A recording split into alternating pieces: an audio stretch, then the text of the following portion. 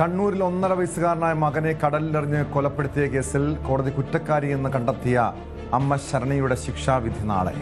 ശിക്ഷയിൽ വാദം പൂർത്തിയായി. പരമാവധി ശിക്ഷയായി വധശിക്ഷ തന്നെ നൽകണമെന്നാണ് പ്രോസിക്യൂഷന്റെ ആവശ്യം. തളിപ്പറമ്പ് അഡീഷണൽ സെഷൻസ് കോടതി ജഡ്ജി KN പ്രശാന്താണ് ശിക്ഷ വിധിക്കുക. കാമുകനൊപ്പം ജീവിക്കാൻ മകൻ വിഹാനെ കടലിലെറിഞ്ഞ് കൊലപ്പെടുത്തിയെന്നാണ് കേസ്. സുഹൃത്തും കേസിലെ 2ാം പ്രതിയുമായ നിധിനെ തെളിവുകളുടെ അഭാവത്തിൽ കോടതി കഴിഞ്ഞ ദിവസം വെറുതെ വിട്ടിരുന്നു. വിവരങ്ങളുമായി KV ബൈജു ചേരുന്നുണ്ട്. ബൈജു, ഈ കേസിൽ ശരണ്യയ്ക്ക്, അതായത് സ്വന്തം കുഞ്ഞിനെ കൊലപ്പെടുത്തിയ ശരണ്യയ്ക്ക് പരമാവധി ശിക്ഷ നൽകണമെന്ന് പൊതുസമൂഹം പോലും ആഗ്രഹിക്കുന്നുണ്ട്. കാരണം അങ്ങേയറ്റം ക്രൂരതയാണ് ഒരമ്മയുടെ ഭാഗത്ത് നിന്ന്. കാരണം ഒരു അമ്മ എന്ന് പറയുമ്പോൾ സ്നേഹമാണ്, പക്ഷെ അങ്ങേയറ്റം ക്രൂരതയാണ് ഈ ശരണ്യയുടെ ഭാഗത്തുനിന്നും ഉണ്ടായത്.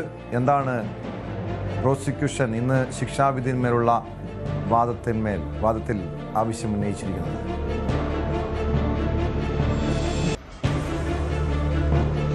ടോമെ, അങ്ങേയറ്റം വൈകാരികമായ രംഗങ്ങൾക്കാണ് ഇന്ന് തളിപ്പറമ്പ് സെഷൻസ് കോടതി സാക്ഷ്യം വഹിച്ചത്. ശിക്ഷാവിധിയിന്മേലുള്ള വാദം പൂർത്തിയായി. ഈ വേളയിലാണ് പബ്ലിക് പ്രോസിക്യൂട്ടർ ഇത്തരത്തിൽ, അതായത് ONBയുടെയും അക്കിത്തത്തിന്റെയും കവിത, അതായത് അമ്മയും മകനും തമ്മിലുള്ള ബന്ധം, അത് ചൊല്ലിക്കൊണ്ടായിരുന്നു അദ്ദേഹം തുടക്കം ഇട്ടത്. അപൂർവങ്ങളിൽ അപൂർവമായ കേസായി പരിഗണിക്കണം, മാത്രമല്ല ഇത് വധശിക്ഷ തന്നെ നൽകണം. ഇതായിരുന്നു പബ്ലിക് പ്രോസിക്യൂട്ടർ പ്രധാനമായും ആവശ്യപ്പെട്ടത്. എന്തായാലും ഈ ഒരു 2020 ഫെബ്രുവരി 17 പുലർച്ചെ 2:45 ഇങ്ങനൊരു കൃത്യം നടത്തി ഈ ഒരു ശരണ്യ വീട്ടിൽ തന്നെ തിരിച്ചുപോയി. ഈ കുറ്റം തന്റെ ഭർത്താവിനായ പ്രണവിന്റെ മേൽ ചുമത്താനായിരുന്നു പദ്ധതിയിട്ടത്. അങ്ങനെ ഭർത്താവിനെ ജയിലിലടച്ചതിന് ശേഷം കാമുകനായ നിതിനൊപ്പം ജീവിക്കുക. പക്ഷേ ഏറ്റവും നിരാശ എന്ന് പറയട്ടെ, നിതിനെതിരെ ഗൂഢാലോചന കുറ്റം തെളിയിക്കാൻ പറ്റിയില്ല. അതുകൊണ്ട് തന്നെ നിതിനെ വെറുതെ വിടുന്ന സാഹചര്യമാണ് ഉണ്ടായത്. കേസിൽ ഒരു പ്രതി മാത്രമാണുള്ളത്. എന്തായാലും ഇന്ന് കോടതി ഒരു കാര്യം പറഞ്ഞത്, ഇതിൽ ആദ്യം ശരണ്യ കുഞ്ഞിനെ കടലിലേക്ക് എറിയുന്നു, പക്ഷേ പിന്നീട് മരിക്കുന്നില്ല, അങ്ങനെ കരയുന്ന ശബ്ദം കേൾക്കുന്നു. പിന്നീട് വീണ്ടും ഈ കുഞ്ഞിനെ എടുത്ത് കെട്ടിലേക്ക് എറിഞ്ഞ് കൊലപ്പെടുത്തുന്ന സാഹചര്യമാണത്. പക്ഷെ അത് കോടതി പറയുന്നത് ഒറ്റ ഏറിനാണ് കൊലപ്പെടുത്തിയത്, അല്ലാതെ രണ്ടാമത് ഇങ്ങനെ ചെയ്തതിന് തെളിവില്ല എന്ന് കോടതി പറഞ്ഞു. എന്തായാലും ഈ പ്രതിഭാഗം, അതായത് ശരണ്യയുടെ അഭിഭാഷകൻ പ്രധാനമായും പറഞ്ഞത് ഇത് അപൂർവങ്ങളിൽ അപൂർവമായ കേസായി പരിഗണിക്കരുത് എന്നാണ് പറഞ്ഞത്. ഒപ്പം ഈ പരമാവധി ശിക്ഷ കുറവ് നൽകണമെന്ന ഒരു ആവശ്യം കൂടി ഉന്നയിച്ചു. അങ്ങേയറ്റം വൈകാരികമായ രംഗങ്ങളായിരുന്നു ഇന്ന് കോടതിയിലുണ്ടായത്. ഏതായാലും നാളെ ഇത് സംബന്ധിച്ച വിധി പ്രസ്താവം ഉണ്ടാവും.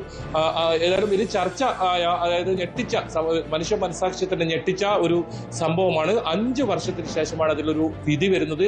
ഇന്ന് വിധി ഉച്ചയ്ക്ക് ശേഷം ഉണ്ടാകുമെന്നായിരുന്നു പ്രതീക്ഷിച്ചത്. പക്ഷേ നാളത്തേക്ക് വിധി പറയാൻ വെച്ചു. ഒരു പക്ഷേ ആദ്യ കേസായി നാളെ പരിഗണിക്കും. അങ്ങനെയാണെങ്കിൽ 11:30 കൂടി തന്നെ ഇതിന്റെ ശിക്ഷാവിധി ഉണ്ടാവും. അതാണ് ഏറ്റവും കൂടുതൽ ഉറ്റുനോക്കുന്നത്. എന്ത് ശിക്ഷ ശരണ്യക്ക് നൽകും എന്നതാണ്.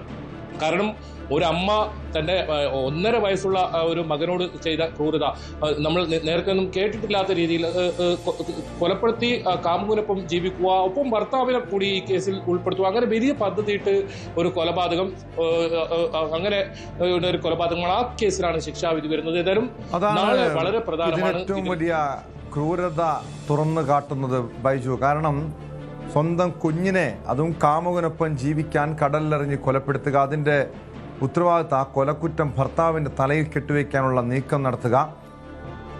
പക്ഷേ കൃത്യമായ പോലീസിൻ്റെ അന്വേഷണത്തിൽ തുടക്കത്തിൽ തന്നെ ശരണ്യയിലേക്ക് അന്വേഷണം എത്തുന്നു. അതിനുശേഷമാണ് സുഹൃത്ത് നിധിനും ഈ കേസിൽ പങ്കുണ്ടെന്ന സംശയത്തിൽ നിധിനെയും പ്രതി ചേർക്കുന്നത്. നിധിന് കേസിൽ 2ാം പ്രതിയായിരുന്നു. പക്ഷേ ഏറെ നിർഭാഗ്യകരമായ കാര്യം, നിധിനെ ഈ കേസിൽ വെറുതെ വിട്ടതാണ്. എന്തായിരിക്കും ഇനി പ്രോസിക്യൂഷൻ്റെ നിലപാട്? ഈ നിധിനെ 2ാം പ്രതിയെ വെറുതെ വിട്ട നടപടിയിൽ അപ്പീൽ നൽകാനുള്ള നീക്കമുണ്ടാകുമോ? തീർച്ചയായും ടോമെ, അതിൽ പബ്ലിക് പ്രോസിക്യൂട്ടർ വ്യക്തമാക്കുന്നത്, നാളെ ഈ വിധി പ്രസ്താവന ഉണ്ടായതിനു ശേഷം അതിൽ കൃത്യമായി പഠിച്ചതിന് ശേഷം എന്തായാലും അപ്പീലിൽ പോകും എന്ന് അവർ വ്യക്തമാക്കുന്നുണ്ട്. കാരണം നിതിൻ ഈ കേസിൽ ഉൾപ്പെട്ടതാണ്. നിതിൻ ഈ കൊലപാതകം നടത്തുന്നതിന് പല സഹായവും ചെയ്തു കൊടുത്തു എന്ന് തന്നെയാണ് പ്രോസിക്യൂഷൻ വാദിച്ചത്. പക്ഷേ ഇതിൽ കോടതി പറഞ്ഞത് പ്രധാനമായും നിതിനെതിരെ ഇതിന് ഗൂഢാലോചന നടത്തിയതിന് തെളിവില്ല, ഇവർ തമ്മിൽ ഇത്തരത്തിലുള്ള ബന്ധം ഉണ്ട് എന്നല്ലാതെ ഈ കൊലപാതകത്തിന് ഇല്ല എന്നാണ്. ഇതിൽ ഏറ്റവും ഏറ്റവും പ്രധാനം ടോമെ, ഇതിൽ ദൃക്സാക്ഷികൾ ഒന്നും തന്നെ ഇല്ലാത്തൊരു കേസാണ്. സാഹചര്യ തെളിവുകൾ മാത്രം അടിസ്ഥാനമാക്കിയാണ് ഈ കേസിൽ ഇത്തരത്തിൽ ഈ ഒന്നാം പ്രതിയായ ശരണ്യ തന്നെ കുറ്റക്കാരി എന്ന വിധി വരുന്നത് പോലും സാഹചര്യ തെളിവാണ്. ഇതിൽ ഏറ്റവും പ്രധാനം, ഈ കുഞ്ഞിനെ കൊലപ്പെടുത്തിയതിനു ശേഷം ഒന്നും അറിയാത്ത പോലെ വീട്ടിൽ വന്ന് കിടന്നുറങ്ങുകയായിരുന്നു ശരണ്യ. അങ്ങനെ ശരണ്യയുടെ ശരീരത്തിലുണ്ടായിരുന്ന ഉപ്പുവെള്ളം, അത് ചെരുപ്പിലും അതുപോലെ തന്നെ വസ്ത്രത്തിലുണ്ടായ ആ ഉപ്പുവെള്ളം, അതാണ് ഈ കേസിൽ ഏറ്റവും നിർണായകമായത്. അങ്ങനെയാണ് ഈ ശരണ്യ കുറ്റക്കാരെ എന്ന് കണ്ടെത്തുന്നതിന് ഏറ്റവും പ്രധാനമായ ഒരു ഘടകവും അതാണ്. അതല്ലെങ്കിൽ ഒരു പക്ഷേ ഈ ഭർത്താവായ പ്രണവിന്റെ മുകളിൽ ഈ ഒരു കുറ്റം കെട്ടി വെച്ച് ഈ കാമുകനൊപ്പം ജീവിക്കുന്ന രീതിയിലേക്ക് ഇവർ പദ്ധതിയിട്ട പോലെ കാര്യങ്ങൾ നീങ്ങിയാൽ അത് കൃത്യമായി പോലീസിന് കണ്ടെത്താൻ സാധിച്ചു. അപ്പോഴും ഇതിൽ ഗൂഢാലോചന തെളിയിക്കാൻ പോലീസിന് സാധിച്ചിട്ടില്ല എന്നത് കോടതി തന്നെ എടുത്തു പറയുന്നുണ്ട്. ഇതിൽ പോലീസിനെയും അതുപോലെ തന്നെ പ്രോസിക്യൂഷനെയും കോടതി വിമർശിക്കുന്ന സാഹചര്യവും കഴിഞ്ഞ ദിവസം ഉണ്ടായിരുന്നു.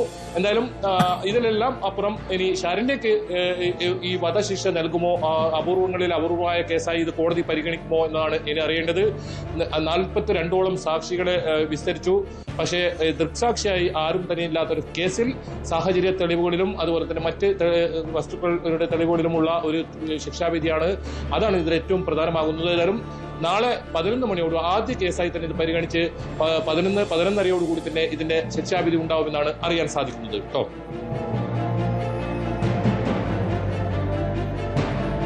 വ്യക്തമാണ്. നാളെയാണ് ശിക്ഷ വിധിക്കുക. സ്വന്തം കുഞ്ഞിനെ കാമുകനൊപ്പം ജീവിക്കാൻ വേണ്ടിയാണ് യുവതി ശരണ്യ കടലിലെറിഞ്ഞ് കൊലപ്പെടുത്തിയത്. കേസിലെ 2ാം പ്രതി ശരണ്യയുടെ കാമുകൻ നിധിനെ കഴിഞ്ഞ ദിവസം കോടതി തെളിവുകളുടെ അഭാവത്തിൽ വെറുതെ വിട്ടിരുന്നു.